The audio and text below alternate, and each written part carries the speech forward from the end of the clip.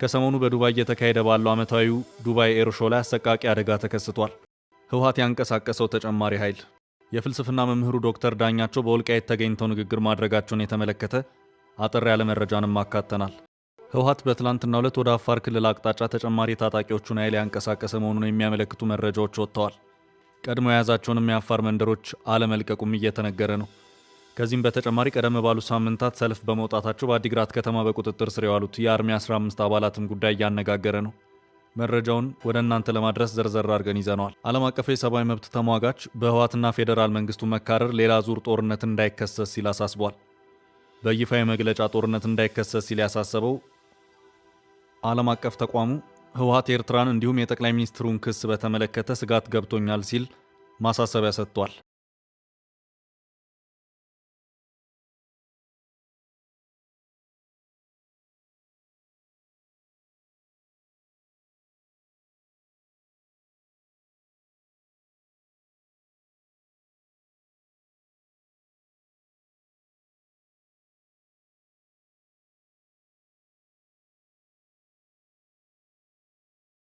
ከሰሞኑ በኢትዮጵያ የተከሰተው የማርበርግ በሽታ ጋር በተያያዘ ጥብቅ መመሪያዎች እየተላለፉ ነው።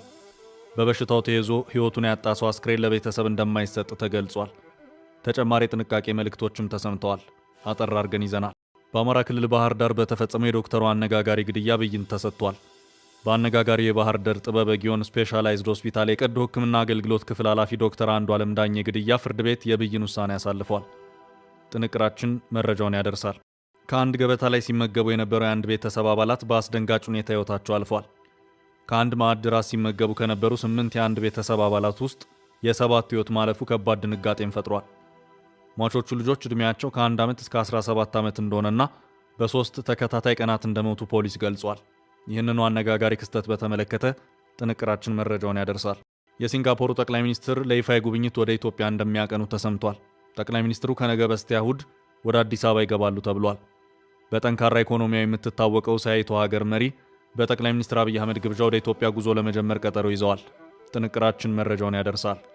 በዛሬው ዕለት ትዕይንት እያሳየ የነበረ አንድ የህንድ ተዋጊ ጀት አውሮፕላን ተከስክሶ የአውሮፕላኑ አብራሪ ህይወቱ ማለፉ ተረጋግጧል። እስከ ፍጻሜው አብራችሁን ቆዩ። ህወሓት ተጨማሪ ታጣቂ ኃይልን ወደ አፋር ክልል እያንቀሳቀሰ መሆኑን የሚያመለክቱ መረጃዎች እየወጡ ነው። ታጣቂዎቹን በተሳቢ ተሽከርካሪዎች የማጓጓዙ እንቅስቃሴም እየታየ መሆኑን የሚያመለክቱ መረጃዎች ወጥተዋል። ቀደም ብሎ የአፋርን ወሰን ጥሶ ገባ የተባለው ኃይል አሁንም ድረስ በያዛቸው አካባቢዎች እንደሚገኝ ነዋሪዎች ተናግረዋል። አሁን ያለው የታጣቂዎችን ማጓጓዝ በተመለከተ ይዞታን ለማጠናከር ነው ወይስ ተጨማሪ ቦታዎችን ለማስፋት ወይስ የህወሓት ባላንጣ ከሆነውና የሐራ መሬት ኃይል ከተባለው ኃይል ጋር ወደ ውጊያ ለመግባት የሚለውን በተመለከተ ግን የተብራራ ነገር የለም።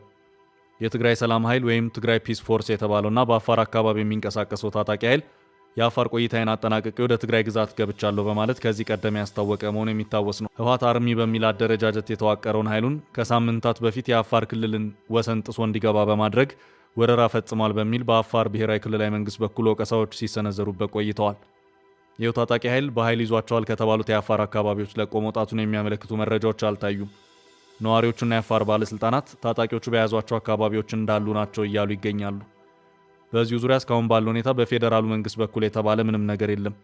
ባለፈው ጥቅምት 24 ቀን 2018 ዓ.ም ታስቦ በዋለው የሰሜን ዕዝ ጥቃት 5ኛ ዓመት ጋር በተያያዘ ንግግር ያደረጉት የጦር ኃይሎች ጠቅላይ ኤታማዦር ሹም ፊልድ ማርሻል ብርሃኑ ጁላ ህወሓት ከፕሪቶሪያው ስምምነት በኋላ የሰራቸው ትንኮሳዎች፣ ስራዎችና ሴራዎች ወደ ጦርነት ለመግባት በቂ ናቸው፣ ከበቂም በላይ ሲሉ የተናገሩ መሆኑ የሚታወስ ነው። የአፋሩም ወሰን ጥሰትም የተፈጸመው ከዚያ በኋላ ነው። በጊዜውም በአፋር ክልል ይህንን ወረራ በማውገዝ ሰልፎች ተካሂደዋል። በርካታ ሰዎችም የተፈናቀሉ መሆኑን የሚያመለክቱ መረጃዎችም ሲወጡ ቆይተዋል።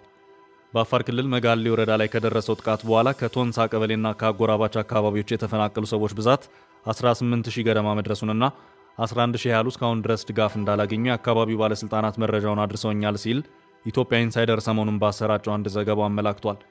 አንድ የቶንሳ ቀበሌ ኃላፊ የትግራይ ኃይሎች ሲሉ የጠሯቸው ታጣቂዎች ከሳምንታት በፊት የያዟቸውን ከሚልኪ፣ ዋራአ፣ ሚላ፣ ከረፈቱ፣ ከአውሰበራና ከረሙ አጋ የተባሉ አካባቢዎች አሁንም በእነርሱ ቁጥጥር ስር እንዳሉ ነግረውኛል ሲልም ኢትዮጵያ ኢንሳይደር ከቀናት በፊት ባሰራጨው ዘገባ ያመለከተ መሆኑ የሚታወስ ነው።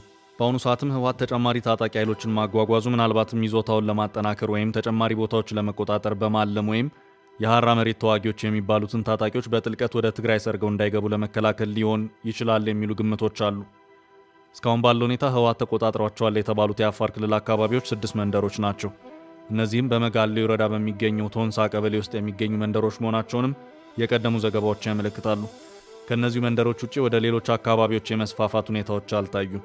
ያም ሆኖ በህወሓትም ሆነ በትግራይ ጊዜያዊ አስተዳደር በኩል የትግራይ ታጣቂዎች ወደ አፋር ክልል ዘልቀው ጥቃት ፈጽመዋል መባሉን በተመለከተ መሰረተ ቢስ በማለት አከታትሎ አስተባብለዋል።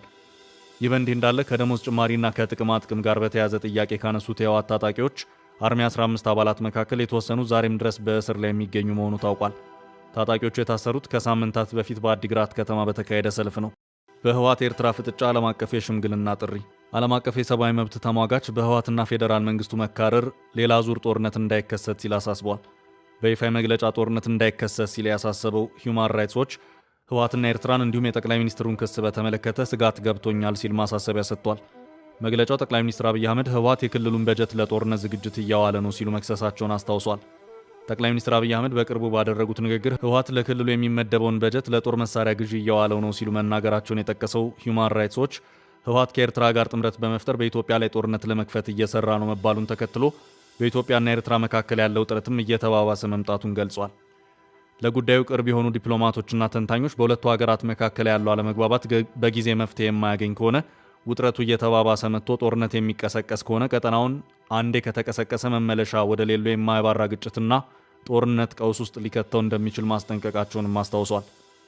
ዲፕሎማሲያዊ አማራጮችን ለመጠቀምና ግጭቶችን ለማብረድ ጊዜው አሁን ነው ያለው ሂውማን ራይትስ ዎች በመሆኑም የፕሪቶሪያ ስምምነት ዋነኛ ዋስትና ሰጪዎች የአፍሪካ ህብረት፣ ኬንያ፣ ደቡብ አፍሪካና አሜሪካ እንዲሁም ሌሎች የኢትዮጵያ አጋሮች በቀጠናው ዳግም ጦርነት እንዳይቀሰቀስና በሰሜን ኢትዮጵያ ጭካኔ የተሞላበት ተጨማሪ የሰብአዊ መብት ጥሰት እንዳይፈጸም በአፋጣኝ ምላሽ እንዲሰጡ ተቋሙ በግጭት መከላከል ዳይሬክተሯ አኬሺያ ኩማር አማካይነት ጥሪውን አቅርቧል።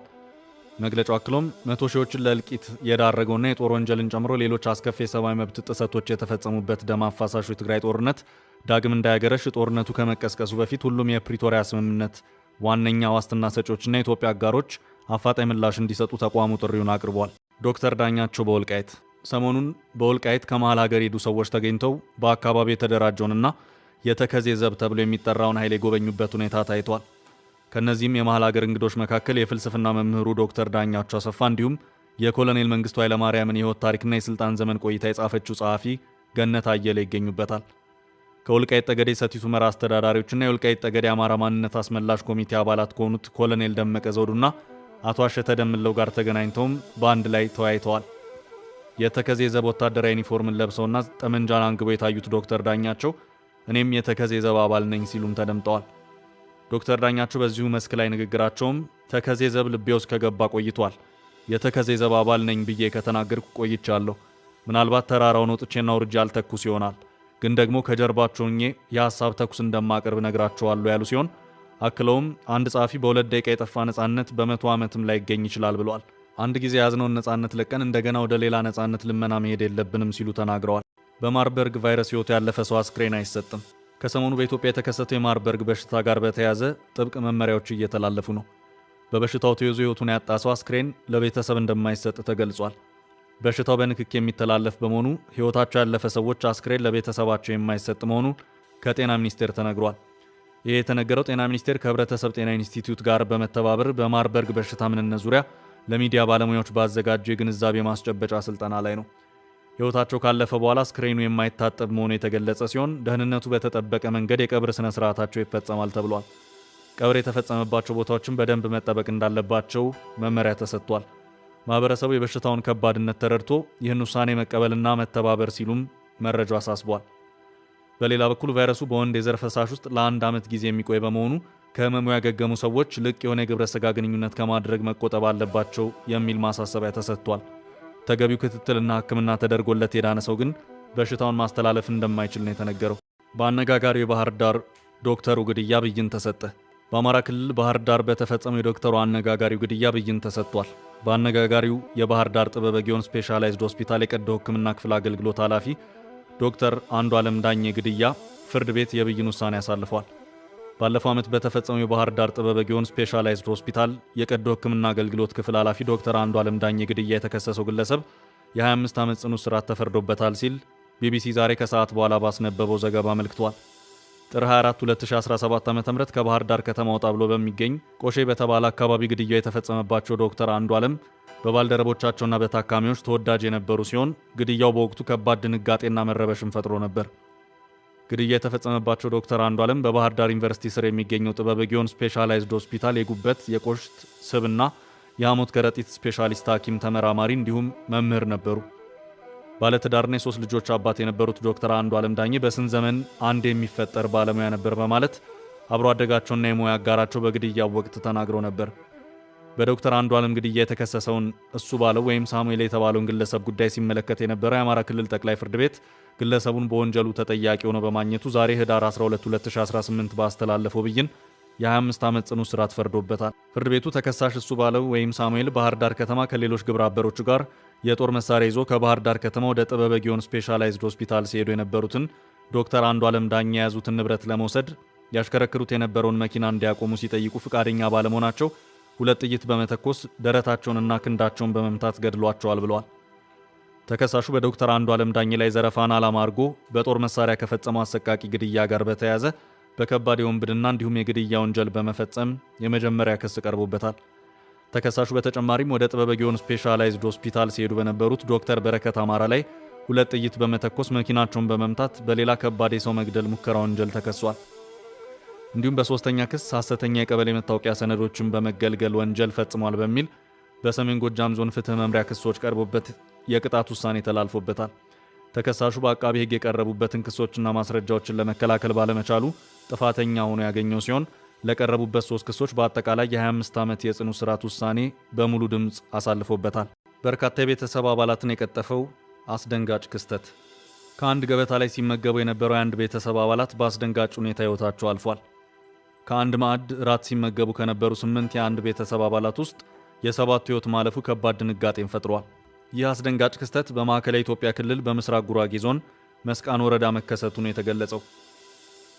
ህዳር 6 2018 ዓ.ም ከምሽቱ 1 ሰዓት ገደማ አቶ ኃይሌ አበራ የተባሉ ግለሰብ ከባለቤታቸውና ከ6 ልጆቻቸው ጋር ራት ከበሉ በኋላ መታመማቸውን የማዕከላዊ ኢትዮጵያ ክልል ፖሊስ የመገናኛ ብዙሃን ክፍል ኃላፊ ኮማንደር ታጁ ነጋሽ ለቢቢሲ በሰጡት ቃል አመልክተዋል።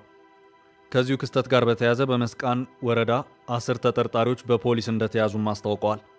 ከወረዳው አስተዳደርና ከወረዳው አቃቤ ሕግ ጋር በመተባበር የምርመራ ቡድን ተዋቅሯል ሲሉ ኮማንደር ታጁ ተናግረዋል። ህዳር 6 ምሽት ላይ ራት ከተመገቡ በኋላ መታመማቸውን ተከትሎ የተወሰኑት የቤተሰቡ አባላት ወደ ቡታጀራ ሆስፒታል ሲወሰዱ፣ የተቀሩት ወደ አዲስ አበባ ሚኒሊክ ሆስፒታል ተወስደዋል። ራት እንደበሉ ወዲያውኑ በጠና ታመሙ። የአካባቢው ነዋሪዎች ተጋግዘው ወደ ሆስፒታል ወሰዷቸው ሲሉ ኮማንደር ታጁ ገልጸዋል። ሆኖም ግን ከ8 የቤተሰቡ አባላት መካከል የ7ቱ ሕይወት አልፏል። ሟቾቹ ልጆች ዕድሜያቸው ከ1 ዓመት እስከ 17 ዓመት እንደሆነና በ3 ተከታታይ ቀናት እንደሞቱ ፖሊስ ገልጿል። ከዚሁ ክስተት ጋር በተያያዘ በመስቃን ወረዳ 10 ተጠርጣሪዎች በፖሊስ እንደተያዙም አስታውቀዋል። ከወረዳው አስተዳደርና ከወረዳው አቃቤ ሕግ ጋር በመተባበር የምርመራ ቡድን ተዋቅሯል ሲሉ ኮማንደር ታጁ ተናግረዋል። ህዳር 6 ምሽት ላይ ራት ከተመገቡ በኋላ መታመማቸውን ተከትሎ የተወሰኑት የቤተሰቡ አባላት ወደ ቡታጀራ ሆስፒታል ሲወሰዱ፣ የተቀሩት ወደ አዲስ አበባ ሚኒሊክ ሆስፒታል ተወስደዋል። ራት እንደበሉ ወዲያውኑ በጠና ታመሙ። የአካባቢው ነዋሪዎች ተጋግዘው ወደ ሆስፒታል ወሰዷቸው ሲሉ ኮማንደር ታጁ ገልጸዋል። ሆኖም ግን ከ8 የቤተሰቡ አባላት መካከል የ7ቱ ሕይወት አልፏል። ሟቾቹ ልጆች ዕድሜያቸው ከ1 ዓመት እስከ 17 ዓመት እንደሆነና በ3 ተከታታይ ቀናት እንደሞቱ ፖሊስ ገልጿል። የእልፈታቸው ምክንያት መርዛማ ነገር መመገባቸው እንደሆነ እንደሚጠረጠርም አክሏል። የልጆቹ አባት የ46 ዓመቱ አቶ ኃይሌ አበራ ህዳር 10 እንደሞቱ ተገልጿል። አባትየውና 6 ልጆቻቸው ሞተዋል። እናታቸው በሕይወት ተርፋለች። በጽሑፍ መግባባት እንደምትችል አውቀናል ሲሉ ኮማንደር ታጁ አስረድተዋል። እናት ወይዘሮ ዳመነች ዳምበል በምኒልክ ሆስፒታል በጽኑ ህሙማን ክፍል ይገኛሉ። እስካሁን ድረስ አስተማማኝ መረጃ ባይገኝም ለቤተሰብ አባላቱ እልፈት ምክንያት የሆነው መመረዝ እንደሆነ ፖሊስ ጠቁሟል። የልጆቹ እናት በሕይወት ከተረፉ በምን ምክንያት መመረዙ እንደተከሰተ ለማወቅ እንደሚረዳ ፖሊስ አስታውቋል። በአዲስ አበባ ምኒልክ ሆስፒታል የተደረገው ምርመራ ውጤት እየተጠበቀ ነው። ምንድነው የተመገቡት፣ በምን ምግብ ነው የተመረዙት የሚለውን በተመለከተ ሆስፒታሉ የምርመራውን ውጤት ለፖሊስ ሲያጋራ የሚታወቅ ይሆናል ሲሉም አክለው ገልጸዋል። በዱባይ የተከሰከሰው የህንድ ጦር ጀት። ከሰሞኑ በዱባይ እየተካሄደ ባለው ዓመታዊ ዱባይ ኤር ሾው ላይ አሰቃቂ አደጋ ተከስቷል። በዛሬው ዕለት ትዕይንት እያሳየ የነበረ አንድ የህንድ ተዋጊ ጀት አውሮፕላን ተከስክሶ የአውሮፕላኑ አብራሪ ሕይወቱ ማለፉ ተረጋግጧል። የህንድ አየር ኃይል ንብረት የሆነው ቴጃስ ተዋጊ አውሮፕላን በዛሬው ዕለት ነው በዱባይ አልማክቱም ዓለም አቀፍ አውሮፕላን ማረፊያ ላይ ተከሰከሰው። አውሮፕላኑ የአየር ትርኢት እያሳየ በነበረበት ወቅት የተከሰከሰ ሲሆን በአደጋው የህንድ አየር ኃይል አብራሪ ሕይወቱ ማለፉን የህንድ ባለሥልጣናት ገልጸዋል። የህንድ አየር ኃይል በሀገር ውስጥ የተመረተው ቴጃስ ቀላል ተዋጊ ጀት ሲሆን በአየር ትርኢቱ ላይ የክህሎት በረራ በሚያደርግበት ወቅት በድንገት ከፍታውን ስቶ ወደ መሬት በፍጥነት በማሽቆልቆል ሲከሰከስ የሚያሳየው ቪዲዮ በማህበራዊ ሚዲያ በሰፊው ተጋርቷል። አደጋው በሚሊዮን በሚቆጠሩ የትርኢቱ ታዳሚዎች ፊት የተከሰተ ሲሆን አውሮፕላኑ ሲከሰከስ ከፍተኛ የእሳት ፍንዳታን ፈጥሯል። እንዲሁም ወፍራም ጥቁር ጭስ በዱባይ ሰማይ ላይ ፈጥሯል። ተጠባቂው የጠቅላዩ እንግዳ የሲንጋፖሩ ጠቅላይ ሚኒስትር ለይፋዊ ጉብኝት ወደ ኢትዮጵያ እንደሚያቀኑ ተሰምቷል። ጠቅላይ ሚኒስትሩ ከነገ በስቲያ እሁድ ወደ አዲስ አበባ ይገባሉ ተብሏል። በጠንካራ ኢኮኖሚዋ የምትታወቀው እስያዊቷ ሀገር መሪ በጠቅላይ ሚኒስትር አብይ አህመድ ግብዣ ወደ ኢትዮጵያ ጉዞ ለመጀመር ቀጠሮ ይዘዋል። የሲንጋፖር ጠቅላይ ሚኒስትርና የገንዘብ ሚኒስትር ላውረንስ ዋንግ በደቡብ አፍሪካ እየተካሄደ ባለው የጂ20 ጉባኤ ከተካፈሉ በኋላ በኢትዮጵያ ይፋ የሥራ ጉብኝት እንደሚያደርጉ ተገልጿል። የሲንጋፖር ጠቅላይ ሚኒስትር ጽህፈት ቤት ዛሬ ህዳር 12 ቀን 2018 ዓ.ም ባወጣው መግለጫ ጠቅላይ ሚኒስትር ዋንግ በደቡብ አፍሪካው ፕሬዝዳንት ሲሪል ራማፎዛ ግብዣ ከህዳር 12 እስከ 13 ድረስ በጆሃንስበርግ በሚካሄደው የጂ20 ጉባኤ ላይ ይሳተፋሉ ብለዋል። ከጉባኤው በኋላ ጠቅላይ ሚኒስትር ዋንግ በጠቅላይ ሚኒስትር አብይ አህመድ ግብዣ በአዲስ አበባ ይፋዊ ጉብኝት ያደርጋሉ ሲል ጽህፈት ቤቱ አስታውቋል። ሁለቱ መሪዎች የልዑካን ቡድን ስብሰባ ያደርጋሉ፣ ከዚያም የመግባቢያ ሰነዶችን ይፈራረማሉ ተብሏል። በተጨማሪም መሪዎቹ በመግባቢያ ስምምነቶች የተካተቱ የትብብር ዘርፎችን የሚያስታውቁበት የጋራ ጋዜጣዊ መግለጫ ይሰጣሉ። ጠቅላይ ሚኒስትር አብይ አህመድ ባለፈው ዓመት በሰኔ ወር 2016 ሲንጋፖርን በጎበኙበት ወቅት ሁለቱ መሪዎች ሲንጋፖርና ኢትዮጵያ በትራንስፖርት ዲጂታላይዜሽን እና የአቅም ግንባታን ጨምሮ በአዲስ ዘርፎች ትብብር ለማድረግ መንገዶችን እንደሚያስሱ አስታውቀው ነበር። በ2016 ዓ.ም ከሰሃራ በታች ካሉ የአፍሪካ ሀገራት መካከል ኢትዮጵያ ለሲንጋፖር ስምንተኛዋ ትልቅ የንግድ አጋር የነበረች ሲሆን የሁለትዮሽ የሸቀጦች ንግድ $275 ሚሊዮን ደርሶ ነበር። ይህ ጉብኝት ዋንግ ጠቅላይ ሚኒስትር ከሆኑ ከግንቦት 2016 ጀምሮ ወዲህ ወደ አፍሪካ ህብረት አባል ሀገራት ወደ ሆኑት ደቡብ አፍሪካና ኢትዮጵያ የሚያደርጉት የመጀመሪያው ነው።